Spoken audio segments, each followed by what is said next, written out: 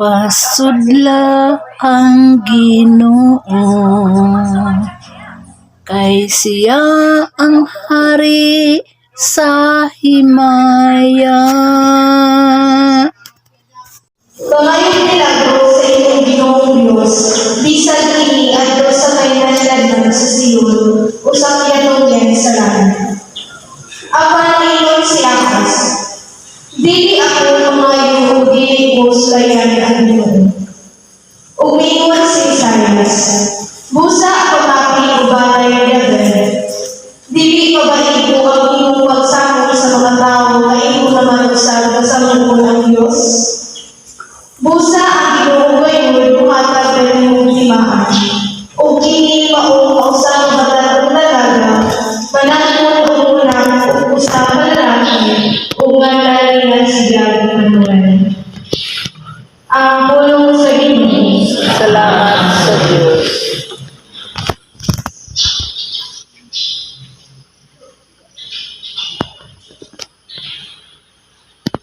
Pasudla ang Ginoo, kay siya hari sa himaya.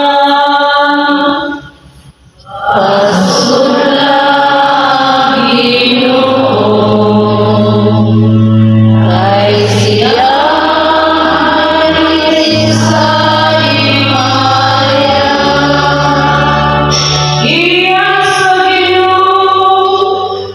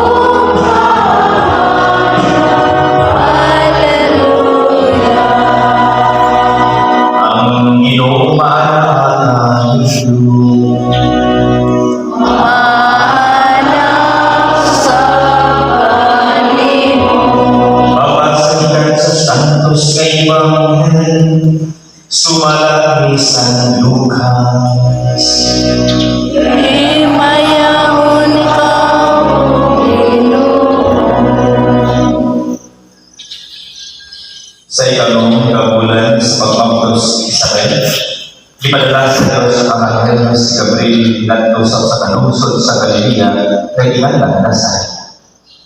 May mensahe siya alam sa usa ka batan-ong dalaga nga sinayuran sa usa ka lalaki kay ilang Jose nga kaliwat ni Hari David. Maria ang ngalan sa babae. Miadto ang anghel kaniya umingon. Paglipay, ang Ginoo nagtuban o nagpanalangin kaniyong pagkain. Nalimo pag-ayo si Maria sa pagbagit niya sa mensahe sa anghel. O nagpananaw siya kung sa tulugan sa iyong mga pulong. Mingon ang anghel kaniya. Ayaw kahinong Maria, kay ihimutan ka sa Diyos. Magpaplos ka ang mga langkong lalaki o nandan mo siya Jesus. May siyang ina o tawag siya na anak sa Diyos nga naging halangdon. Ang Ginoong Diyos maghimo kanyang hari sama sa iyang kabibulangan ng sinabi o mahimo siyang hari sa mga kaliwat niya o hangtod sa kampuran o hindi matapos ang iyang ingharian. Si Maria naligon sa anghel. Ulay ako, busang sa aman pagkahimo ni. Ang anghel dito ba? Mukod sa kanino ang Espiritu Santo o magpabilin ang kamon sa Diyos na kanino tungod ni ang balaan na batang tawag na anak sa Diyos. Hinumdumi ang iyong paryente na si Isabel. Gingon dahil na siya wala. Apat karon, ikaw anong nakabulan ang iyang pagsabak. Bisag igulang na siya kaayo, kay wala din mahimo sa Diyos. Mingon si Maria. Sulugon ako sa iyo, mahitag ang ako ang iyong isulti. O Biblia ang anghel kaniya. Ang Ebanghelyo sa Ginoo.